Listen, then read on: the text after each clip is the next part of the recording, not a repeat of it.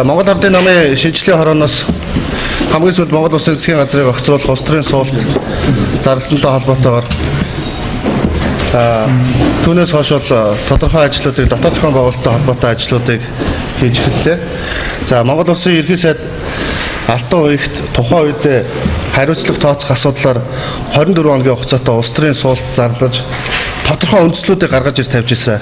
Яг өнөөдөр яригадаад байгаа Монгол Улсын эдийн засгийн асуудлыг ямар нөхцөл байдал үүсч үндсэндээ хүлэгдэж байгаа эдийн засгийн үзүүлэлтээр улсын үр ямар хэмжээнд очих вэ? Өнөөдрийн эдийн засгийн алдагдал хэдэн үед хүрэх үү гэдгийг бид нар бас тооцоо судалгаа хийж ард түмнээсээ санал асуулга авч явж байсан. Энэ бүхэнтэй холбоотойгоор өнөөдөр нэгэнт үр дүн бий болчихлоо. Эдийн засгийн маш хүнд нөхцөл үүсчлээ. Өнөөдөр ийм хүнд нөхцөл байдалд оруулчихсан улс төрчид өнөөдөр ирэх барьж исэн хүмүүс зүгээр өнгөрч болохгүй гэдгийг сануулах үднээс бид нар өнөөдөр хэвлэлийн байгууллагыг зарлаж байгаамаа. Тэгээд хэвлэлийн байгууллагатай холбоотой хүрэлцэн ирсэн зочдлуулагчдыг танилцуулъя.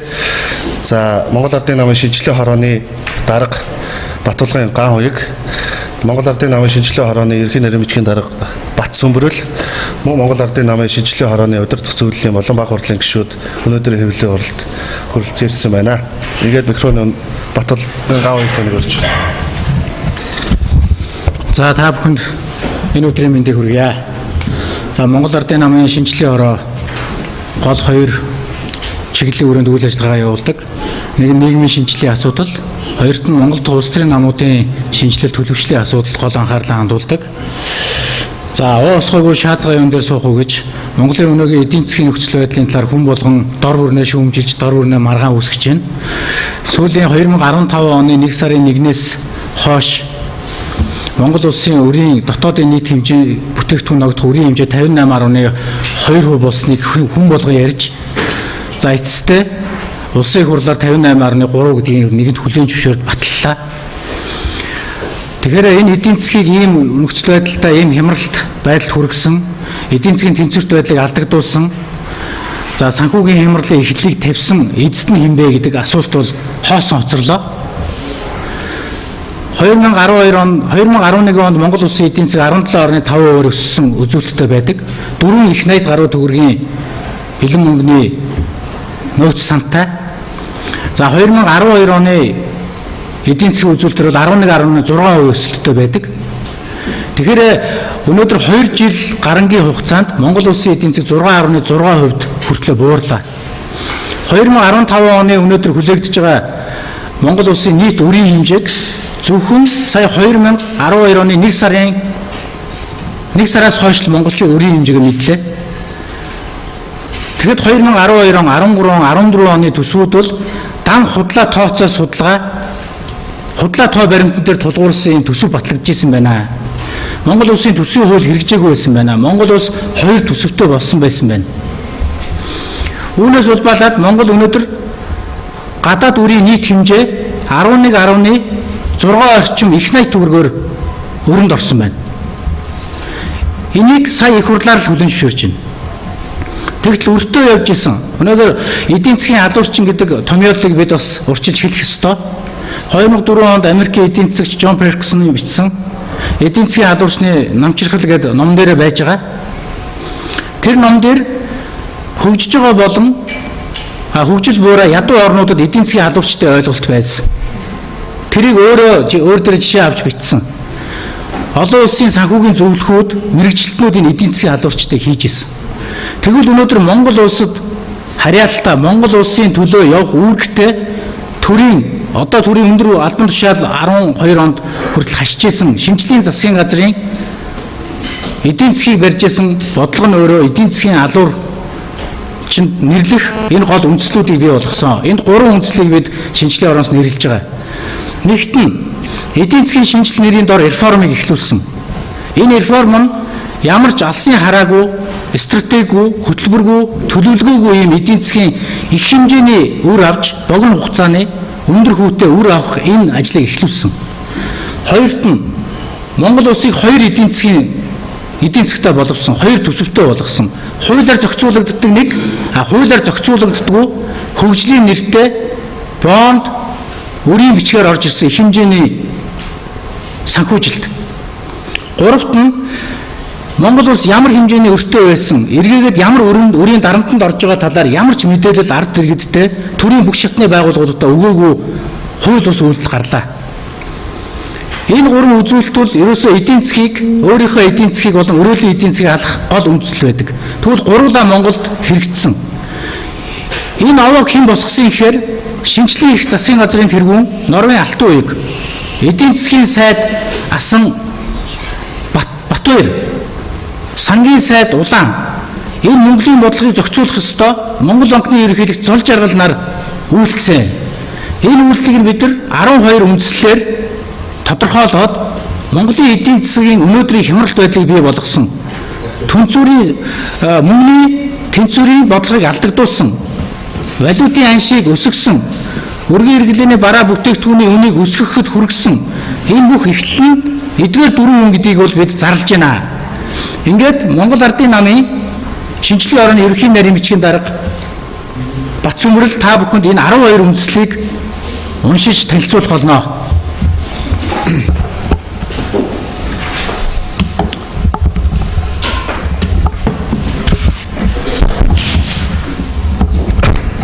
За. Тэгэхээр Монгол Ардын намын шинжлэлийн хорооноос дараах нэр бүхэн хүмүүсийг Монголын эдийн засгийн ядуурчдаар нэрлэж байгаа. Ерөнхий сайд асан Норвегийн Алтан уяг, түүний тодорхойлсон засгийн газрын үндэслэл нь түүний тодорхойлсон засгийн газрын тооцоо судалгаагүй үндэслэлгүй хөтөлбөр алдаатай бодлогын улмаас Монгол улс их хэмжээний өрөнд орж эдийн засгийн хямрал бод байдлаар нүүрлэж 2011 онд 17.3% өсөлттэй байсан эдийн засгийг 6% түргэн бууруулж Монгол улсын эдийн засгийн бүрэн хяналтанд оруулсан. Засгийн газрын хэрэгжүүлсэн төсөлтүүдийн 40% урт хугацаанд үр ашиг авах, дэд үтсийн шинжтэй, удаан хугацаанд төлөвлөлтөх үр ашиг муутай эдийн засгийн үр өгөөж байгаатай оновчгүй төслүүд болж бондын мөнгөийг бодлогогүй зарцуулсан эдийн засгийн хямралын эхлэлийг тавьж Монгол улсын үр дотоодын нийт бүтээгдэхүүний 58.3%-тай тэнцэж Монгол хөрөнгө 10 орчим сая төгрөгийн өрөнд оруулсан. Намчилгал улс төржилтийг удирдлага болгож төрийн албаны мэргэжсэн байдлыг алдагдуулж халаас илгээ бүх төвшөнд явуулснаар ажилтнуудыг дэмжиж ядуурлыг эдийн засгийн бодлогоор өөрчилсөн. Эдийн засгийн хөгжлийн сайдаас нь Нямжбын Батбаяр эзэн хааны нэрээр нэрлсэн Чингис бондын хөрөнгийг ямар ч тооцоо судалгаа, эргэн төлөв техник эдийн засгийн үнэлэлгүйгээр авч төлөвлөлтгүйгээр зарцуулсан улс орныг их хэмжээний өрөнд оруулж эдийн засгийн хямралт байдлыг бий болгож төлбөрийн дэслийг бүрэн алдагдуулах эхлэлийг тавьсан. Эзэн зоо хэмээх их эзний нэрийг байсан бүтлгүй хөтөлбөр ард түмнээ хуурж төөрөгдүүлсэн. Эцэг хүүхдийн нэр ирээдүйн хойч буюу барьцаалан босгосон бондын санхүүжтийг үр ашиггүй, үндэс тооцоо судалгаагүй, эргэн төлөвлөх боломжгүй төслөлтүүрүүдэд зориултын бусаар нэгдсэн төсвийн хуулиас гадуур дур мэдэн үр ашиггүй хяналтгүй зарцуулж төрийн төсвийг хямралт хүргэх алдаатай бодлого явуулсан байна. Төрийн яам улсын эдийн засгийн бодлогыг хувийн компани халаасны төрөвчгээ санаж бодлогоор ус сэтгэл хөдлөлөөр зүүн соёнгоор харлан хандаж төр улсын үйл хэргийг хутга хүмүүснэр Монгол хүмүүр өглөөс хэрэгтэй өрн нэмэгдэж Монгол хүүхд бүхэн үлгийдээ өртөө мэдлэх их үнцийг тавьсан. Сангийн сайд асан Зүлтгэн Улаан Монгол улсын төсвийн хуулийг удаадараа зөрчиж нэгдсэн төсвийн бодлогыг алдагдуулж улсыг хоёр данстай хоёр төсвтэй болгож төсвийн зарцуулалтын хяналтын тогтолцоог хямруулж хуулиар хүлээсэн үүргээ хангалттай биелүүлээгүй. Улсын өрийн талаарх мэдээлэл, түүний зарцуулалт, үр ашиг тоод хэмжээ, хүү зээл, гарч болох сөрөг үр дагавруудыг нууран дарагдуулж, ард түмнийг болон төрийн бүх шатны байгууллагыг төөрөгдөлд оруулсан. Буруу тушаал мэдээллийг нийтэд санаатаагаар зарласан, мэдээлсэн үйлдэлийг гаргасан. Монгол улсын эдийн засгийн нөхцөл байдлын талаарх мэдээллийг үнэн бодит байдлыг нууран далдалж 2012, 2013, 2014 оны төсвийн төслийг бодит төч тоо баримтад тулгуурлан боловсруулж, батлуулж хэрэгжүүлсэн. Улсын төсвийн бодлогыг бүрэн алдагдуулж, хуулийг ноцтож ирсэн үйлдэл гаргасан байна. Монгол банкны ерөнхийлөгч Зол Жаргал мөнгөний бодлогыг алдагдуулж, валютын ханшийн зохицуултыг удирдах чадаагүй, Монгол төгрөгийн худалдаа авах чадварыг бууруулж, төгрөгийн ханшийн уналтыг өргөжлүүлж, ханшийн эсрэг авах шийдвэртэй арга хэмжээ хөтөлбөрөөр одоо хүртэл ажиллаж байгаа. Зөвхөн нэг жишээ дуртахад 2012 онд 1390 төгрөгийн ханштай байсан Америк доллар одоогийн байдлаар 1950 төгрөгийг даваад байна. Үүнд докторжуулах хөтөлбөрийн хэрэгжилтийг хангалтгүй биелүүлж, сонгон шалгуулалтыг хууль бусаар хяналтгүй явуулсан. Үр дүнд хүргээгүй хөтөлбөр хэрэгжилт, эрэлт нөлөөлөлт хөтөлбөр хэрэгжүүлсэн эрэлт нөлөөлтийн балансыг алдагдуулж, төлбөрийн дэслэлийн хямралыг зориудаар бий болгосон байна. Бодлогоогоор бэлэн мөнгөний нийлүүлэлт хийж, өргөн хэрэглээний бараа бүтээгдэхүүний үн огцон нэмэгдэх суур үндслийг бий болгож, иргэдийн амжиргааны чадварт сөргөөр нөлөөлсөн нь Монгол банкны ерөнхийлөгчийг Монгол улсын эдийн засгийг алуурсан нэрлэхэд хүргэж байна. Монгол улсын эдийн засгийг хямралд хүргэж, иргэнээ ядууруулж, улсаа дампууруулалт хүргэсэн ерөнхий сайдсан Алтан хуйг, сангийн сайдсан Улаан, эдийн засгийн хөгжлийн сайдсан Батбаяр нарыг улсын их хурлын гишүүнээс Монгол банкны ерөнхийлөгч зол жаргалыг үүрэгт ажилласаа сайн дураараа огцолж, улс төр ёс зүйн хариуцлага хүлээхийг Монгол Ардын намын шинжилгээ хороо шаардж байна. Дээрх болон бусад нэр бүхэн албан тушаалтуудад хариуцлага тооцохыг улсын их хурл дахь нам, эмчлийн бүлгүүд улсын их хурлын гишүүдэд уриалж байна. Олуулаа болж байгаа ард түмээ хүн шиг амьдруулаагүй, өргөн удан нутагт баялаг нөөцтэй их орноо улс шиг хөгжүүлээгүй, дээрх нэр бүхэн улс төр төрийн өндөр албан тушаалтнууд тэдний хамсаатуудад хариуцлага тооцох хүртэл Монгол Ардын намын шинжилгээ хороо 7 хоног бүхэн сануулсан тэмцээр болно. Монгол Ардын намын шинжилгээ хороо. За ингээд та бүхэн Монгол Ардын намын шинжилгээ орооноос зарсан дээрх нэр бүхий 4 хүн. За мөн Монгол улсын эдийн засгийн өнөөгийн нөхцөл байдал, үүнд өгсөн үнэлт үнэлтийн талаарх мэдээллийг товчхондоо авлаа. За бид 7 хоног болгон энэхүү 4 хүн Монгол улсын эдийн засгийг, төлбөрийн тэнцвэрт байдлыг, санхүүгийн хямралыг эхлэлийг тавьсан гэдгийг зарлаж, дараагийн хариуцлага болон хуулийн хүрээнд хүлээх хариуцлагын асуудлыг бол хөөцөлдөж ажилланаа. Эзэнгүй үйлдэл, эзэнгүй үг гэж байдгүй. Энэ бүгний ойноос Монгол Ардын намын шинжилгээ ороод явнаа.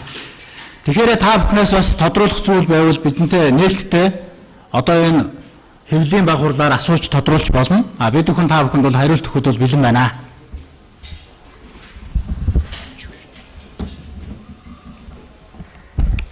Асуулт байна уу? За.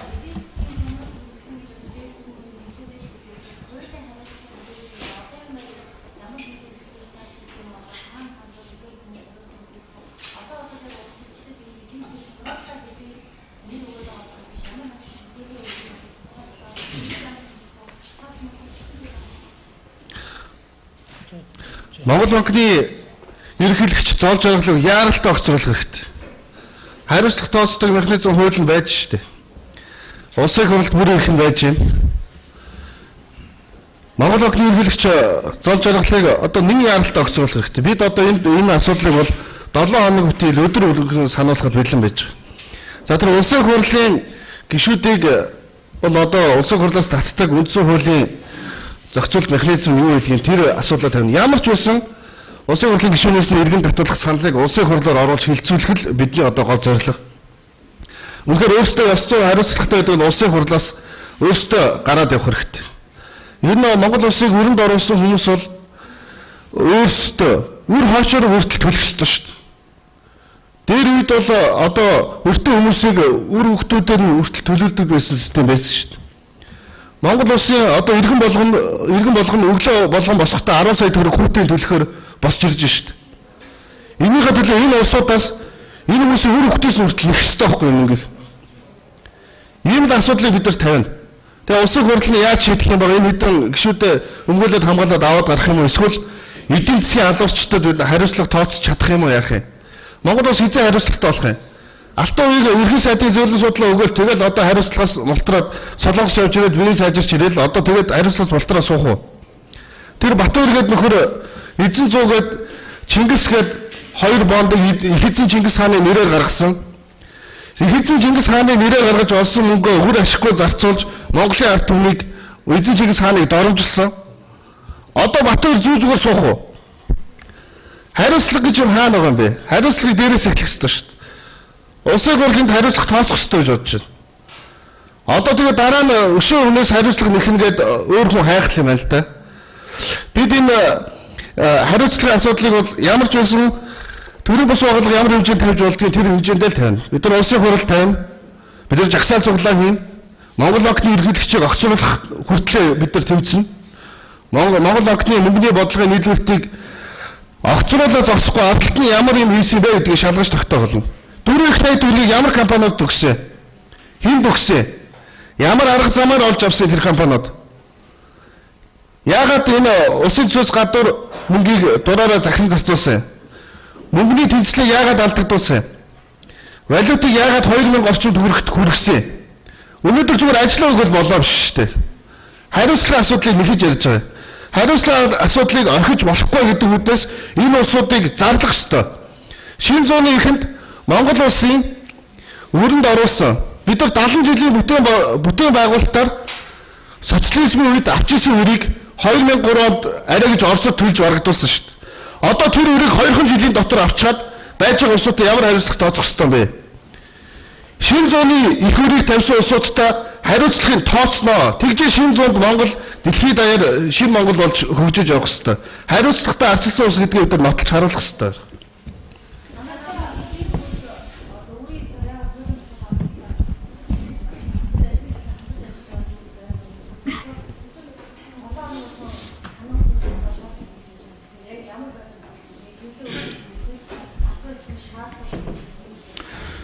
За бид 3 төрлийн үе шатлсан арга хэмжээ зохион байгуулна.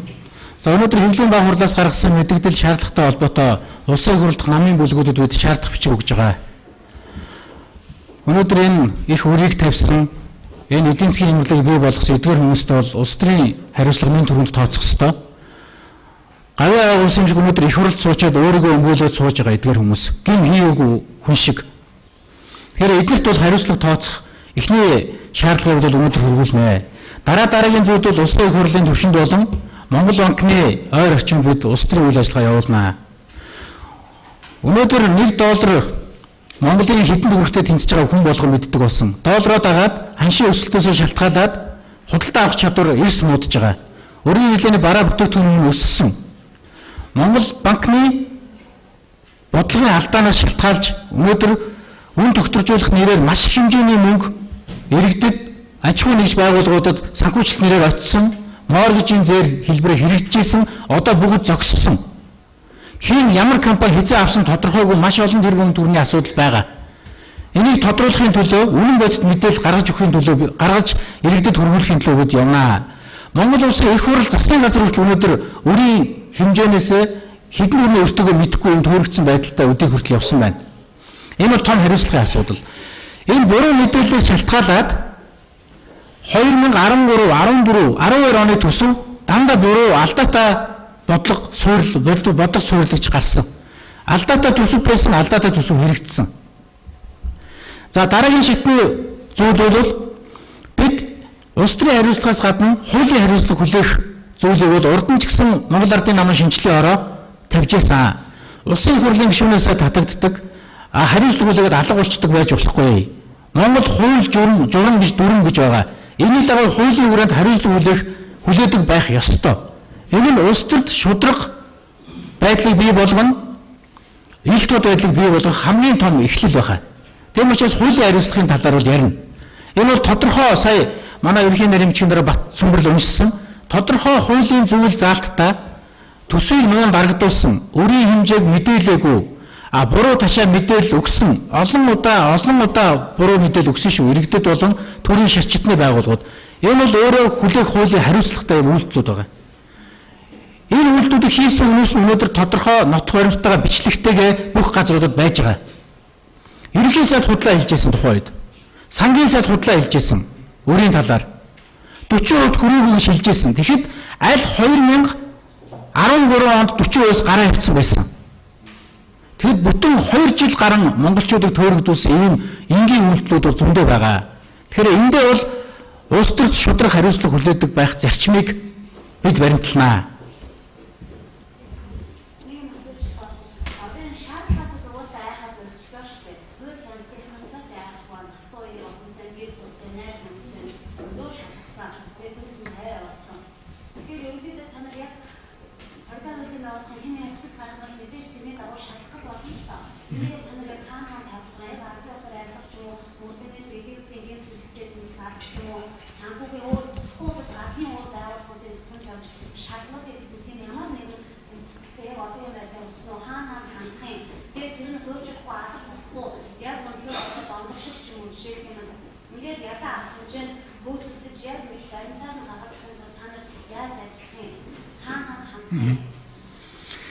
Бид Монгол улсын засгийн газрын 2012-оос 16 он хүртэл хэрэгжүүлэх үйл ажиллагааны төлөвлөгөө хөтөлбөр гэж байгаа.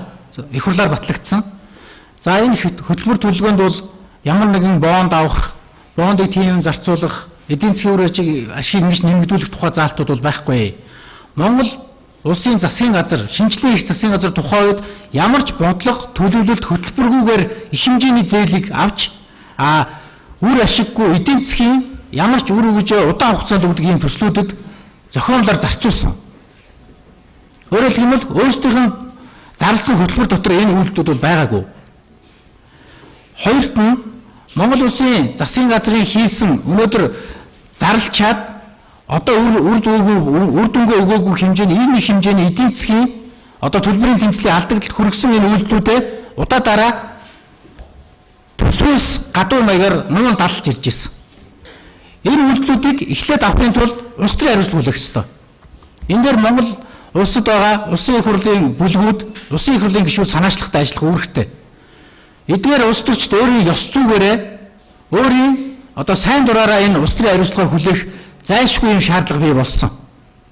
Өндөр хөгжилтэй орнуудад бол тэгдэг, Монголд бол өдөө хүртэл ийм жишг гарч ирэх байгаа. Эхлээд улс төрийн хариуцлага, дараа нь хуулийн хариуцлага. Хуулийн хариуцлагыг саяын үйлдэлд нь зохисны байгууллагууд нь хандах ёстой. Тэгжээж энэ улс төрийн эрх дархлаа нь алга болсон хүмүүстэй хуулийн хариуцлага тооцох тухай дараагийн алхам яригдана. Монгол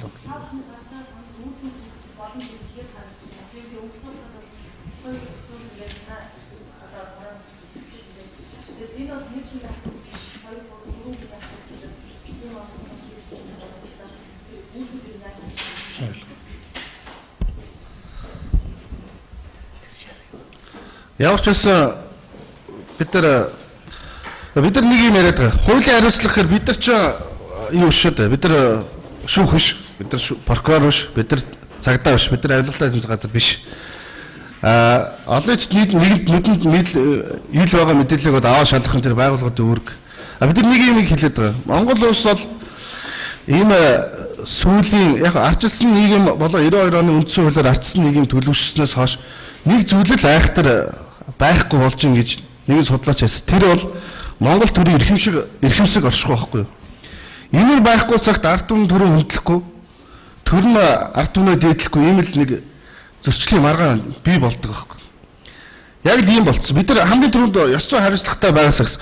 Уг нь алтан хуй гэж хүн уучлал гуйгаад өөрөө өргөдлөө өгчихсэн бол дээр байсан байхгүй юу? Бид нар тэрийг нь одоо бүр бичээд өгсөн шүү дээ. Уучлалтын төслийг хүртэл өгсөн шүү дээ. Монголын ард түмэн уучлаарай одоо. Монголын ингээд яачлаа. Ядаж тэр өр хооч маань бидний өр хооч алтан уйг гэж хүний тэргүүлсэн засгийн газрын үед тавьсан өрийг төлөх биш. Харин алтан уйг өөрөө төлөх ёстой байхгүй юу? Бид нар одоо энэ асуудлыг яриад байгаа. Тэгээ энэ улсуудыг бид нар шалгуулахын тулд тэр өндөр сэнтигээс холдоо гэж хэлээд байгаа. Монгол банкны эрхлэгч бол Монгол улсын их хурлын зөвшөөрлөгөө шалгаж болохгүй шүү дээ. Тэр ойлгомжтой. Монгол банкнд бол хинж халдшгүй дархан тэр газарт бол хинж орж чадахгүй. Улсын хурл руу хинж улсын хурлын гишүүнийг шалгаж чадахгүй шүү дээ. Бид нар тэгэхээр одоо энэ дис дараалтаар эхлээд албан тушаалтаа ярина. Одоо зов жаргал гэж хүн албан тушаалтайгаа байж байгаа. Энэ албан тушаалтаас эхлээд буулгана. Дараа нь иргэн зов жаргалыг шалгах ёстой. Энийн төлөө бид нар одоо ямар ч цаг хугацаанд бид нар ярина. 7 хоног болгон сануулна. Чингис хаан хэлсэн тангууд ус мөхөөгүй гэж өглөө бүхэн надад сануулж өгч Монгол улсыг өрөнд оруулсан эдийн засгийн алуурчдаас хариуцлага нөх асуудлыг бид нар яг энэтэй адилхан 7 хоног болгон сануулна гэж хэлж байгаа.